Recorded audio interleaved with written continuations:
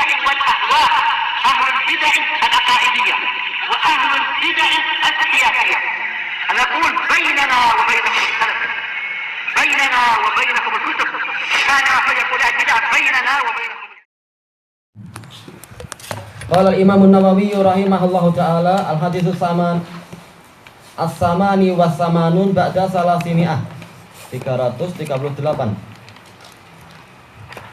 Wa an Anas bin Malik radhiyallahu anhu qala Abu Bakrin li Umar radhiyallahu anhuma. Abu Bakar berkata kepada Umar radhiyallahu anhuma ba'da wafati Rasulullah sallallahu alaihi wasallam, setelah wafatnya Rasulullah sallallahu alaihi wasallam, intaliq bina ila Ummi Aiman radhiyallahu anha.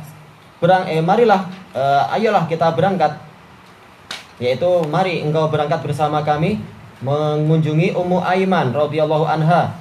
Nazuruha, yaitu kita mengunjungi beliau. Kama kana Rasulullah SAW yazuruha, sebagaimana dulu Rasulullah SAW sering mengunjunginya.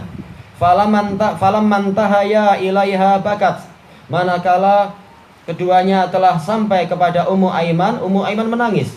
Faqala laha, maka mereka berdua berkata kepada Ummu Aiman, ma yubkik, apa yang membuat engkau menangis? Ama ta'lamina anna ma inda Rasulillah indallahi khairul li Rasulillah SAW. Apakah engkau tidak tahu bahwasanya apa yang ada di sisi Allah itu lebih baik untuk Rasulullah SAW? Faqalat ma abki alla akuna a'lamu anna ma indallahi ta'ala khairul li Rasulillah SAW. Tidaklah saya menangis karena saya tidak tahu bahwasanya apa yang di sisi Allah Ta'ala itu lebih baik untuk Rasulullah Sallallahu Alaihi Wasallam. Walakin abki annal wahya qad inqata'a minas sama. Tetapi saya menangis karena wahyu telah terputus dari langit. Fahayyajat huma alal buka. Maka ucapan Ummu Aiman ini mendorong mereka berdua untuk menangis. Faja'ala yabkiyan. Maka mulailah mereka berdua pun menangis juga ma'aha, bersamanya. Rawahu Muslim. Tayyib. Setelah wafatnya Rasulullah SAW dalam waktu yang dekat tentunya ini, Abu Bakar berkata pada Umar, marilah kita menemui Ummu Aiman.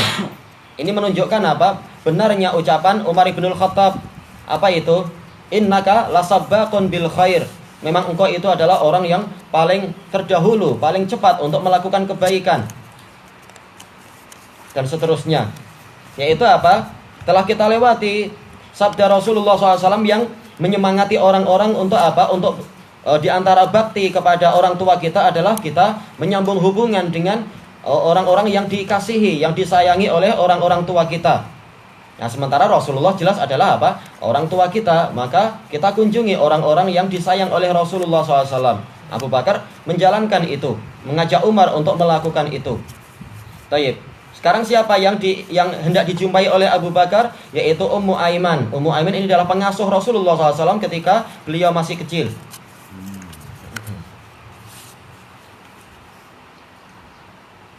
Dan Rasulullah SAW telah memberikan kabar gembira bahwasanya Ummu Aiman adalah termasuk dari ahlul jannah. Sampai Rasulullah mengatakan kepada para sahabat, barang siapa mau menikahi seorang wanita dari ahlul jannah, maka hendaknya dia menikahi Ummu Aiman. Padahal ini Ummu Aiman ini adalah wanita Habasyah yang hitam dan bukan dari orang Arab. Dan bahkan dia adalah bekas dari hamba sahaya. Maka yang menikahi dia adalah siapa? Zaid bin Harithah. Walaupun Zaid ini adalah kulit putih. Tayyib. Kemudian lahirlah Usamah bin Zaid. Dan mereka bertiga ini adalah memang sangat disayang oleh Rasulullah SAW. Dan makanya Rasulullah sering kasih hadiah ke Ummu Aiman sebagai pengasuhnya dan seterusnya. Nazuruha, yaitu kita ingin mengunjunginya.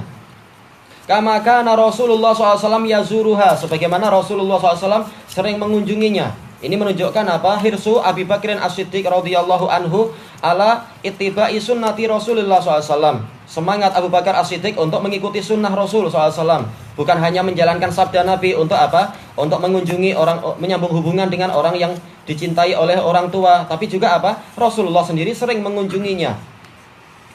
Dan ini menunjukkan bahwasanya ibu asuh tidak selalu selamanya itu tinggal bersama anaknya. Namanya sudah sudah besar, boleh masing-masing punya rumah sendiri. Tapi apa? Bukan berarti setelah punya rumah sendiri kemudian tidak dikunjungi. Tetap hak untuk dihormati itu ada, hak untuk dimuliakan itu ada, dan seterusnya. Sehingga apa? Sering dikunjungi dan seterusnya, walaupun tidak harus satu rumah. Ini hanya pengasuh, bukan ibu susuan. Tidak disebutkan bahwasanya Rasulullah menyusu kepada Ummu Aiman. Menyusunya hanya kepada apa? Dohirnya adalah kepada Halimah binti Sa'diyah dan Suwaibah. Yang lain-lain kita tidak tahu itu. Walaupun mungkin aja, tapi apa? Ini perlu dalil, kita yang tidak tahu. Kita belum tahu. Baik. Dan inilah yang diinginkan oleh Imam Nawawi rahimahullah, yaitu apa? Menziarahi ahlul khair. Gimana kita nggak mengatakan ahlul khair sementara Rasulullah mentansis Ummu Aiman ini adalah dari ahlul jannah. Baik. Dan para ulama pensyarah mengatakan ini adalah dalil bolehnya laki-laki itu mengunjungi wanita yang bukan mahram, asalkan apa? Aman dari fitnah, asalkan di antara mereka ada hijab dan seterusnya. Baik. Kemudian falam mantahaya ilaiha, kemudian juga apa? Dengan syarat tidak boleh khulwah. Karena walaupun ada hijab, tapi kalau hanya berdua saja, bersepi-sepi, ini tetap istilahnya adalah khulwah. Tapi apa? Kalau sudah ada 2 orang atau 3 orang, maka ini tidak apa-apa. Sebagaimana disebutkan dalam hadis yang lain, hadis Abu Bakar As-Siddiq radhiyallahu anhu, dan hadisnya adalah hasan. Yaitu apa? Ketika ada 2 orang sahabat, satu sahabat mengatakan kepada temannya, "Ayo kita jumpai apa itu? Asma binti Umais." Kemudian mereka masuk. Kemudian apa? Abu Bakar datang. Abu Bakar nggak suka lihat yang seperti itu, walaupun apa? Itu dibalik hijab, sebagaimana dijelaskan oleh Ibnu Hajar. Kemudian apa? Diceritakan pada Rasulullah, maka Rasulullah mengatakan mereka berdua adalah orang-orang yang baik. Abu Bakar sendiri mengatakan, saya nggak melihat kecuali yang baik saja, nggak ada perbuatan yang jelek-jelek. Kemudian Rasulullah mengatakan, adapun Asma binti Umais, Allah telah mensucikan dia dari tuduhan-tuduhan semacam tadi. Abu Bakar nggak sampai nuduh apa-apa, cuma nggak suka dengan gambaran seperti itu. Ada 2 orang masuk menemui istrinya, dan kejadian ini adalah apa? Jelas-jelas itu adalah setelah turunnya hijab. Para ulama berselisih, tapi yang betul adalah setelah turunnya hijab, karena Abu Bakar menikahi Asma binti Umais adalah apa? Di akhir-akhir hayat Rasulullah SAW. Kalau tidak salah adalah apa? Jauh setelah perang Ahzab. Karena sebelum perang Ahzab, jelas bahwasanya apa? Asma binti Umais tidak ada di semenanjung Arab. Waktu itu dia masih ada di Habasyah. Taib syahidnya di sini adalah apa? Yaitu kalau sudah ada 2 orang dan di antara mereka dengan wanita itu hijab, maka ini tidak apa-apa. Dan sebagaimana dijelaskan oleh apa? Oleh para ulama yang lain di dalam mensyarah hadis tersebut. Maka seperti ini, Abu Bakar tidak sendirian mendatangi Ummu Aiman, tapi apa? Mengajak Umar. Kemudian disebutkan falam mantahaya ilaiha bakat. Manakala mereka berdua sampai ke Ummu Aiman, maka Ummu Aiman menangis. Yaitu apa? Ini menunjukkan bahwasanya melihat seseorang yang dia itu menjadi teman dekat orang yang kita cintai akan mengingatkan kita kepada orang yang kita cintai. Sebagaimana ketika apa? Datang Halah saudari siapa itu? Khadijah, maka Rasulullah pun menangis. Karena apa? Mengingat tentang apa? Tentang istrinya itu. Juga tentang apa? Ketika datang Fatimah kepada para istri Rasulullah terharu. Mengingat apa? Mengingat Rasulullah, karena memang langkah Fatimah itu seperti langkah Rasulullah, cara berjalannya dan seterusnya. Dan ini adalah wajar. Taib, demikian pula beberapa kisah yang lain disebutkan. Di antara para sahabat mereka menangis ketika melihat sahabat yang lain karena mengingatkan akan apa? Akan Rasulullah SAW. Maka jangan heran ketika Ummu Aiman mendapati kedatangan 2 orang terbaik yang menjadi sahabat terdekat Rasulullah, maka apa? Ummu Aiman pun ingat Rasulullah. Setelah ingat Rasulullah, maka dia menangis.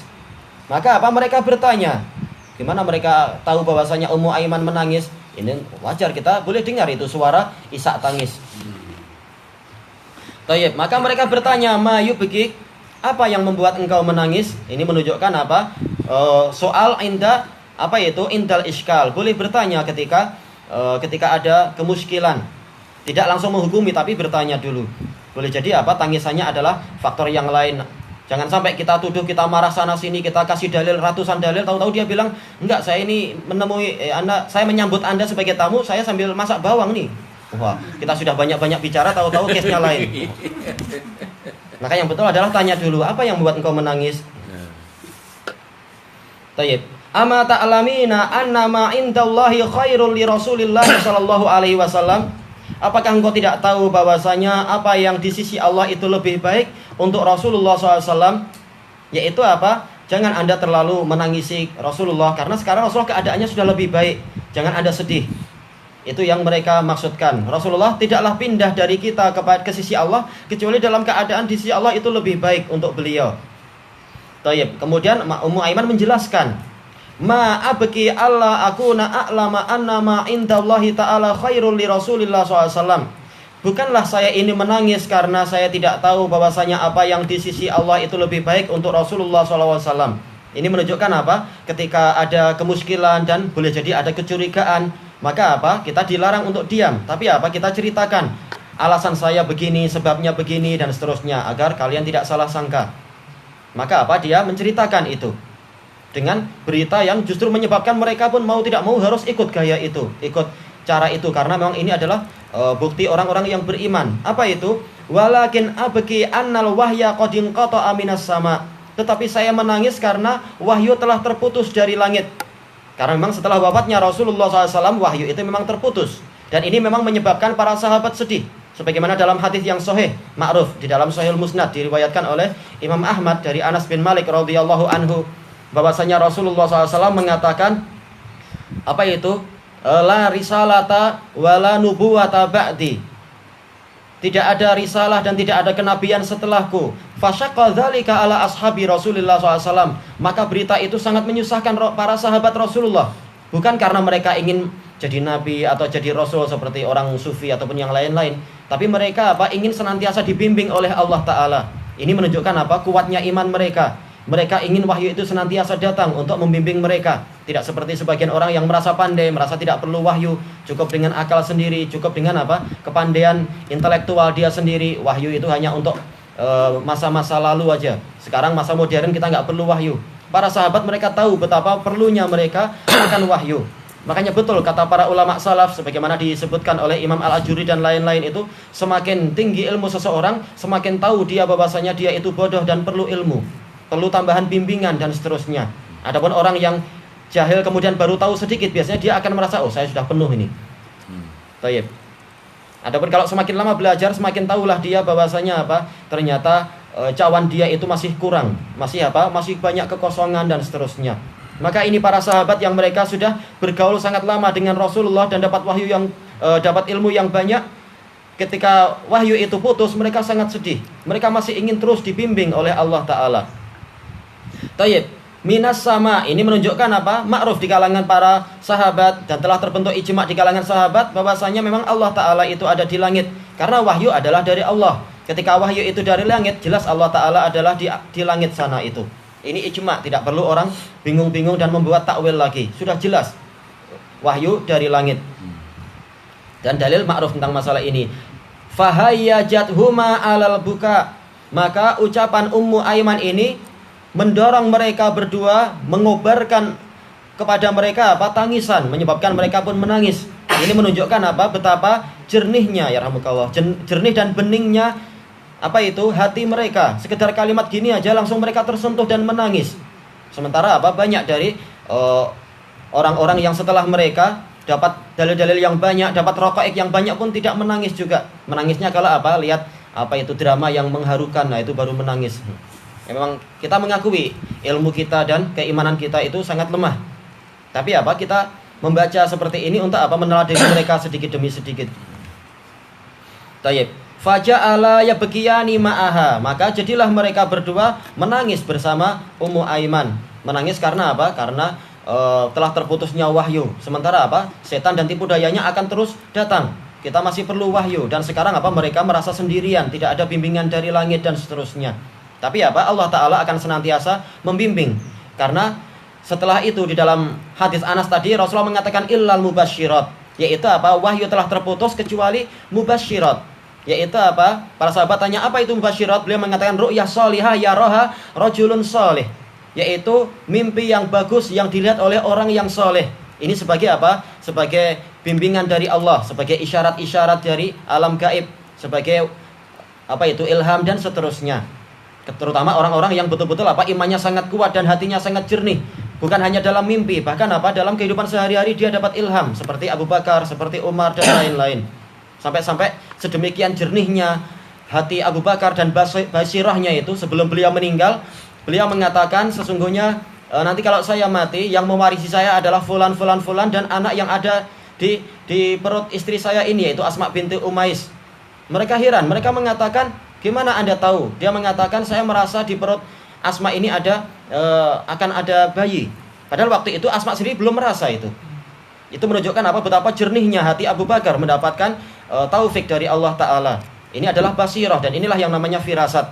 Demikian pula Umar, demikian pula beberapa sahabat yang lain. Jadi masih ada bimbingan-bimbingan dari Allah. Kembali kepada kekuatan iman dan kekuatan hubungan seorang hamba dengan Allah. Wahyu telah terputus, tapi ilham masih akan terus membimbing para hamba. Ilahuna wallahu a'lam.